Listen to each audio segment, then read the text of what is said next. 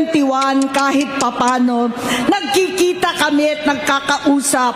Sumamba siya sa aking talagang hinintunan niya. Naniwala ako kasi sabi niya gusto niyang tumakbo. Ang sabi ko, tutulong ako sa abot ng aking makakaya. Ipinakilala ko si Bongbong kay Inday. Yeah. Naging magkatandem sila. Pagkatapos noon ay biglang hindi na niya ako ulit kilala. Kahit si Inday, nagtataka, bigla ako naitsapwera. Kahit ganon, nangampanya pa ako para sa kanya, kahit si Inday na lang ang aking nakakausap. Hindi ko alam bakit ako nakaban sa headquarters nila sa Mandaluyong. Nako po. Hindi ko alam bakit walang nagre-report sa akin tungkol sa kampanya. Sa totoo lang, masakit mang aminin, nung dinidisqualify na siya, halos papaboran ko na sana dahil may nagsumbong sa akin mula sa kanyang campaign team na gumagamit na naman siya. Nako po. Grabe. Tang inang niya, no? Nangangampanya ka, gumagamit ka. Sa bagay, pagpaguran sa kampanya, kailangan mo ng di ba, sabi nga nila yung para hindi ka makatulog, pag puyat ka, sa kampanya pa naman ngayon, kailangan mo ng laging gising na gising, dilat na dilat, Di ba? Kailangan mong ganyan, para alerto ka, Di ba? Yung pala ang dahilan nun, ang lupit. Nung sinabihan ko, siya at mga taong nasa paligid niya, nagkaisa silang tuluyan akong alisin sa kampanya na ako naman ang bumuo. Sinabi nilang gusto ko na siya ay ma-disqualify para ako ang pumalit. Hindi totoo yun. Iniisip ko ang kalagayan ng aking kapatid at paano siya magsisilbi kung ganyan ang kalagayan niya. Grabe. Yun, di ba, naalala ko yan, yung time na parang paatras daw siya para ipalit si Amy. Yung pala talagang dahilan nun, talagang bumalik habang nangangampanya. Lupit. Pero pinaparating sa akin na hindi siya lulong at minsan na lamang tuwing nagpa-party. Hindi ko maipaliwanag bakit gusto kong maniwala at hindi mawalan ng pag-asa. Noong nanalo siya, naging pinakamalayo na kami sa isa't isa. Maliban sa opisyal na tagpuan at kapag pumupunta yung nanay namin, hindi ako sumama sa loob ng 3 taon dyan sa Malacanang. Dahil lantara na doon ang inuman, Lupit. ang paggamit nila ng cocaine at mga bawal na gamot. Hindi ba ninyo nakikita, naririnig, kakaiba na siya magsalita. Hindi na maintindihan kung ano-ano na ang sinasabi at wala na sa sarili. Nagtatago sa kabaitan niya ang pang-aabuso niya sa droga. Grabe. At nagbunga na ito ng mga nakakapinsalang maling desisyon. Ayun na. Hinayaan niyang kumilos ang mga nakapalibot sa kanya. Yung mga umaastang presidente habang nilululong siya ng mga ito. Hindi na kami nagkausap. Sa harap ng publiko, pinipilit kong magmukha kaming maayos. Pero wala na kaming koneksyon. Hindi ko hinihiling na maunawaan ninyo ako, lahat kayo. Sa palagay ko, ang makakaunawa lamang sa akin ay ang mga pamilyang may pinagdaanan sa adiksyon, sa inom, sa sugal, sa alak, sa bisyo, higit sa lahat, sa droga. Yun. Pagka hindi ko siya nakakasama, buong aking loob na ipasok sa institusyon. Ipagamot, iparehab ko na yan. Pero tuwing maghaharap kami noon, hindi kaya ng aking kalooban na gawin yon. Tuwing magsasabi siya sa akin na magbabago na siya, hindi ko siya kayang tiisin. Nako. Hindi ko kayang ipagkait sa kanyang pagkakataon at pagbabakasakali. Umaasa ako at laging nananalangin na sana. Sana. Oo nga, Oh. nagbago na siya. Yon. Hanggang dumating ang 2024 at 2025. Ayan na. Oh. Hindi, kasi matindi ito, ha? Ang lupit. Yung bisyo niya na ang dahilan ng pagbaha ng korupsyon, kawalang direksyon, at maling-maling mga desisyon. Walang accountability, wala ng hustisya. Yan yun eh. Yan yung masakit dun eh. Alam mo, sa totoo lang, ha? Ito, makinig kayo mga kababayan. Wala tayong pakialam kung adik yung presidente. Kung sakali lang, hindi ko sinasabing mabuti yun. Pero kasi pag adik ka, wala ka na sa katamang kaisipan. You're mentally, paano mo masasabihin yung mentally unstable? Diba?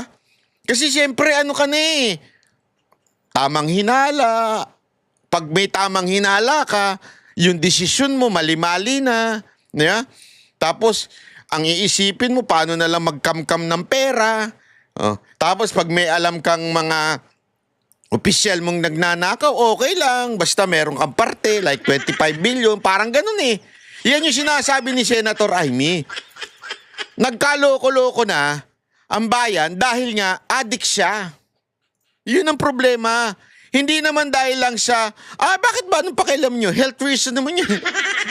Ano naman yan eh? Sabi, kasi may mga nagsasabi pa dyan na para bagang ang pagiging addict ay health, problema lang yan sa health. Something like that, di ba? Hindi ho. Okay lang sana kung ordinaryong Pilipino ka, tapos inamin mong addict ka, ipaparehab ka, mapapaayos ka. Ganon, di ba? Okay lang yun. Pero kung ikaw yung presidente, adik ka, tangina paano pamumunuan yung bayan? Apektado ang lahat ng desisyon mo. Yan yung sinasabi. Ito na nga, 24 and 25 dumating na, nangyari na. Hindi na niya alam ang nangyayari. Hindi na pinapaalam sa kanya ang mga pangyayari. Ayun. Sinamantala ng mga ito ang paggamit niya ng droga. Yun lang. Kinangkam na nila ang kaban ng bayan. Yun. Habang ang mga dating tumatawag sa amin ng magnanakaw ay nakakita ng pagkakataon sirain ang lahat. Tumatawag daw sa kanilang magnanakaw doon ngayon. Para mga putang inang piglawan yan ah. Hindi kasi sabi niya, ngayon daw, yung mga tumatawag sa kanya na na magnanakaw ngayon, nagnanakaw na. Oy, para mga pinglawan na nagkaroon ng posisyon. Ang dami dyan, mga dilawan na galit, diktador. Ganun sila nun, ganun sa mga Marcos. Magnanakaw. Parang yung sumisigaw ngayon sa mga mga ikulong na yan, mga kulangot, yung mga ganyan. Tawag-tawag sa kanila pero ngayon nagnanakaw din. Gagamit na nila si Bongbong para sirain si Inday. Yun. Itinutulak pa nila si Bongbong at ang bayan sa bangin para umastang tagapagligtas. Yun lang.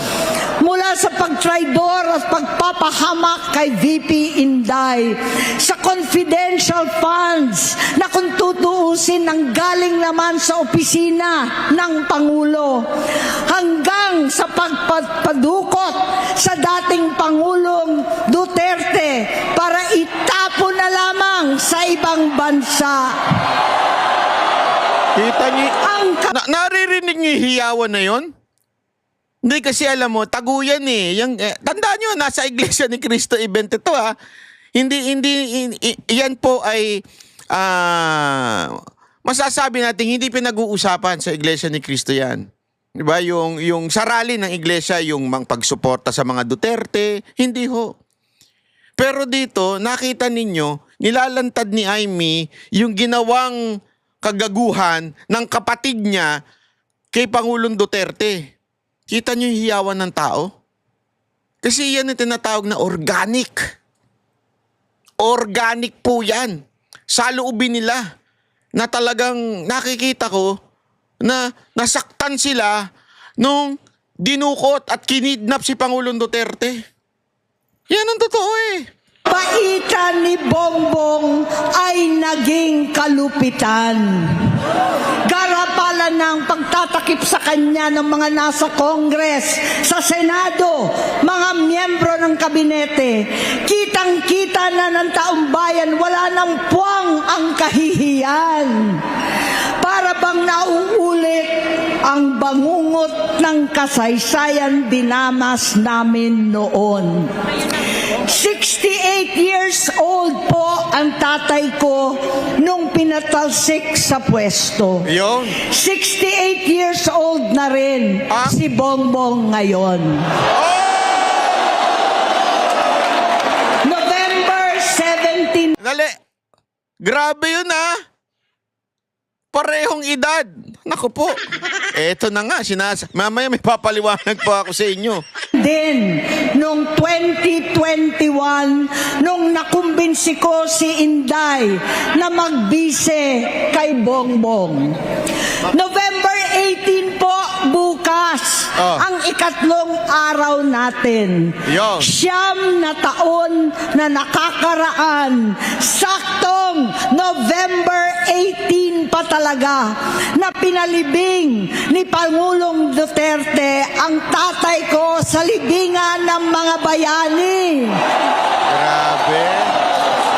Goosebumps ako dito Kinikilabutan ako dito Sabi ko nga sa inyo, ito meron ako papaliwanag sa inyo. Ako ito kutob lang naman. Hindi ko naman sinasabing ako isang manghuhula, propeta o kung ano man. 'Di ba noong una marami nagtatanong, maraming political analyst na nagsasabi, bakit 3 araw, bakit ganito, ganyan. Lalo na yung mga pingtae, ang dami nilang paliwanag diyan. Ako kasi, 'di ba sinabi ko na sa inyo, ang aking lang, maaring hindi ito ang dahilan ng INC. I do not know, wala akong alam. Pero ito siguro ay itinakda na rin ng ating Panginoon. Na yung 3 araw kasi na yun, tandaan nyo, 3 araw ang Panginoon ay bago siya mabuhay muli. And that death, I think, hindi pala I think, totoo pala, that death is the way of God para maibalik tayo sa Kanya. Tandaan ninyo, nung kay Adan at kay Eva, the firstborn, sinasabi nga ay nagkasala, kaya tayo ay na-separate sa ating Panginoon. And itong Son of Man o itong Panginoong Jesus, di ba? Namatay at nabuhay. Pinagbayaran yung kasalanan natin, kaya po namatay siya kasi the wages of sin is death. After 3 days, nabuhay siya. Anong implication nun? That whoever believes in Him shall not perish but have eternal life. Ibig sabihin nun, bagong buhay. Yung pagkabuhay ng Panginoong Hesus ay pag-connect muli sa atin sa Diyos Ama kung sino man ang tumanggap sa kanyang anak. Yun eh. Diba? Kaya nabuhay sa pangatlong araw ang ating Panginoong Hesus. Ibig sabihin, bagong buhay. Kaya sa tingin ko, hindi man sinasadya o sinasadya ng INC, do not know. Sa tingin ko, yung 3 araw na yan since 16, 17, 18, after 18, yan na ho ang bagong buhay ng Pilipinas. Bago na. Kaya ako, ngayong araw na ito, may malakas akong kutob na may mangyayaring para magkaroon ng bagong buhay ang Pilipinas. Kaya mga kababayan, sabi ng iba, paano yan, banat bay? Yung Iglesia ni Cristo tumigil na sa rally nila. Bakit naman ganun? Di ba, may mga gumaganon eh. May naririnig-rinig ako eh. Huwag ko kayo mawala ng loob. Bakit? Ako, ito aking pananaw lang ha. Kasi doon, ayaw maging political ng INC. Ayaw maging political ng INC na nagde-declare sila ng kung ano Marcos resign o support to the succession. Ayaw nila yun eh. Hindi yan ang kanilang parabagang direksyon bilang isang relihiyon. Mabuti yun. Tama yun. Pag hindi sila gumagaya sa CBCP, di ba? Na nagbibida-bida pagdating sa politika. Hindi sila ganon. Sila, transparency, di ba? Para sa demokrasya, kalinisan ng gobyerno, yun ang kanilang concern. So, with that, pinutol na nila. Maybe lang, I'm not sure, maybe, para hayaan nila ang mga membro nila na kung gustong sumama sa EDSA. Kasi ngayong araw na ito, tuloy ang EDSA. Tuloy ang pangatlong araw ng pagrarally diyan sa EDSA. So mga kababayan, malamang, hinayaan na po nila yung kanilang mga kapatiran na kung gusto ninyong pumunta doon, choice nyo na yan. Yan ay choice nyo na. Kayo nang bahala kung gusto nyong pumunta. Kaya ako naniniwala ko ay maraming dadagsang mga taga-INC today. Not because didiktahan sila ng kanilang pamunuan, but bilang isang Pilipino. Kasi doon, sinabihan sila ng kanilang leader na ito'y pagtitipo ng ating samahan, ng ating relihiyon, pagtitipo natin ito. Pero yung sa EDSA, kaya siguro sila tumigil na para kung kayo gusto ninyong pumunta, yan ay hindi na bilang Iglesia ni Cristo, but bilang isang Pilipino. So yun ang aking paniniwala na kasi yung iba nadidisappoint. Bakit nila tinigil? Hindi, malay mo binigyan lamang sila ng kanilang sariling desisyon na bilang isang Pilipino, sasama ka ba sa EDSA? Ikaw ba'y ako, ngayong araw na ito, ay talagang makikisama ako sa mga magrarally sa EDSA. Magpupunta po tayo dyan para makisama ho sa mga kababayan natin dyan. At manawagan na ho, na sabi nga ni Senator Amy, umuwi ka na ading. Uwi ka na. Uuwi na yan. Uuwi na yan. Umuwi ka na. Hindi mo na kaya. Yan ang sinabi ng kapatid mo. Kapatid mo nagsabi, hindi kami ha. Kapatid mo nagsabi, umuwi ka na. Dili mo na kaya. Halo-halo na ang aking nararamdaman, pero alam kong ito ang dulo at hangganan ng aking pagtitiis at pananahimik. Hindi na tayo mananahimik. Yo! Dahil nalaman kong pati ang mga anak niya ay nagdodroga na. Ako po! Kaya pala si Sandro dilat na dilat. Kinasusuklaman ko pa ang pag-alok ng mag-inang si Sandro ng droga ang aking mga anak at iba pang mga kamag-anak. Yan ang hindi ko na mapapalampas. Sa loob ng halos 4 na dekada, wala akong ibang pinangarap kundi maipakita sa sambayanan na hindi kami masamang tao. Hindi masama ang pamilya Marcos. Gusto kong ibangon ang Walang pumalakpak doon, napansin nyo? Sorry Wala talaga pumalakpak doon sa part na yun dangal ng aking ama. Nasira kasi ni BBM ng todo-todo Kahit pa paano nung panahon na wala pa si BBM, hindi pa siya presidente, may mga naniniwala pa sa mga Marcos Nung naging presidente siya, wala na talaga. Ending na Ending na. Buti nga, ginawa ni Jaime to kahit pa paano. Hindi, alam mo yon, ako kasi okay na Ayaw na talaga ng Pilipino sa mga Marcos. Period na yon. At least ito, naibalik yung kahit pa paanong konting dangal. Diba? Kay Jaime. Ako, naniniwala ako. Sabi ko nga sa inyo, never ko nagustuhan niya si Jaime. Pero dahil dito, yung respeto, wow. Saludo. Respeto ko to. Sa pamamagitan na nagpagtatrabaho para sa bayan, sinikap kong maging mabuting gobernador, kinatawan, senador. Hindi ako halos nagpapahinga para makapag-iwan sana ng legasiya na kapag sinabing Marcos, nabawi na namin ang tingin sa nakaraan. Ngunit sa kagustuhan kong maging responsableng anak, matupad ang pangako ko sa aking ama, nabigo akong maging mabuting kapatid. Naging mahina ako kay Bongbong, sa kapulisan at sundalo, sa lahat ng mga leader at tagapagpatupad ng batas. Siya ang Pangulo natin ngayon. Sinabi ko kung anong kalagayan niya ngayon. Tulungan niyo akong mapabuti ang kanyang kalagayan.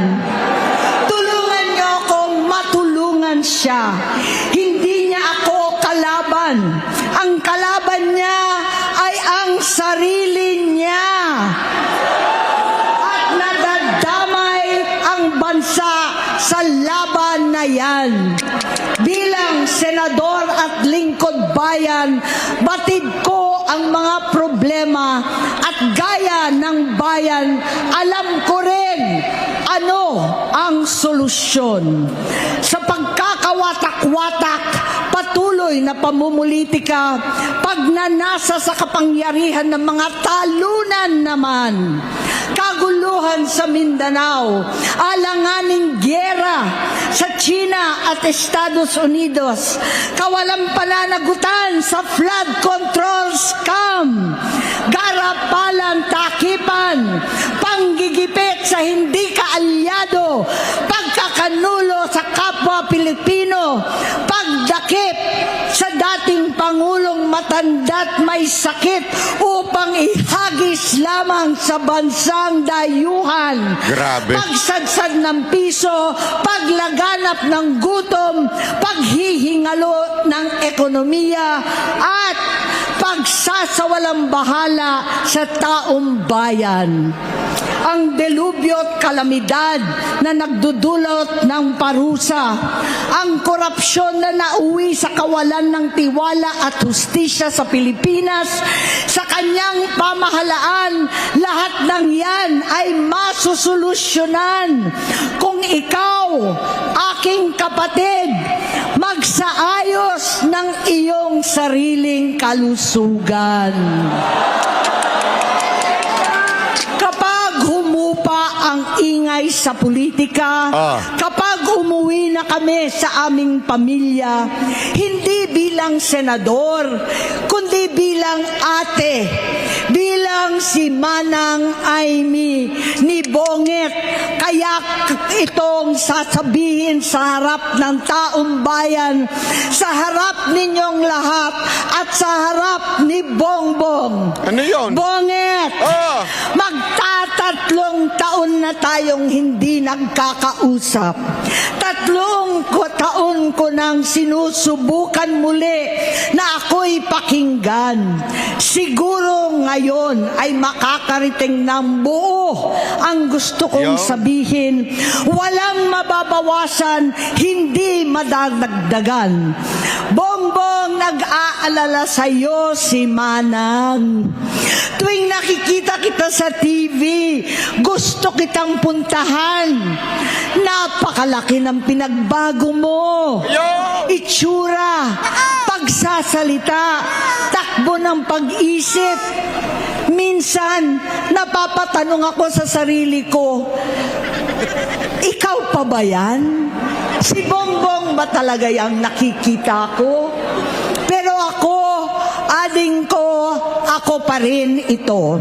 Ako pa rin ang ate mo na tumayong ama't ina sa inyo sa ibang bansa. Ang kasama no sa sumubok na sanggain lahat ng sakit para sa iyo. Ang kapatid mo na hindi mo kailangan hingan ng tawad dahil agad ka nang iniintindi at tatanggapin dahil mahal kita. Grabe. makabagdamdamin yung mensahe niya. Hindi alam mo yun, concern siya eh. Kaya eto yun eh, baka kasi sabihin ng iba, kung talagang concern siya, bakit di na lang niya sinabi ng private? Tinataboy nga daw siya eh. Diba? Tinataboy nga siya, ayaw palapitin, hindi makano.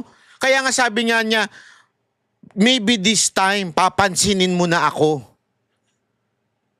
Maybe this time, kakausapin mo na ako. Kasi hindi na kita ma-recognize. Alam niyo yung ginagawa ni Amy?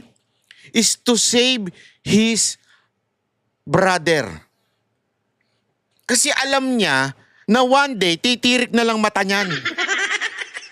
Oo! Alam naman natin ang ending ng isang adik. Again, hindi ako nagsasabing siya ang adik ha, si Senator Amy. Alam naman natin ang ending ng mga yan. So siya, sabi nga niya, hindi ko na ma-recognize yung kapatid ko. Iba na yung gumaganon-ganon, bigla lang tatawa. Gumaganon-ganon na lang. Pati yung mukha, ganon na. Mas pangit na kay Sir Jack. Gago! Diba? Sorry, pero lang Sir Jack ha. Hindi ka na ma-recognize. Tapos kung ano-ano na daw yung mga desisyon mo. Para mailigtas niya na, hindi nga niya malapitan. So para mailigtas niya na itong kapatid niya, sinapubliko niya na. Sabi nga mas mabuti na ito. Nakalimutan ko yung yung quotation na yun yung mas mabuti na itong ganito kapait yung ginawa ni Amy kesa naman doon sa mga kaibigan niya sumisip-sip sa kanya na ikakasira lang niya. Di ba? Totoo yan. Sa akin I'm still hoping that Marcos would listen sa kanyang kapatid at umuwi na siya, magpa-rehab na. Di ba? Yun lang yun eh.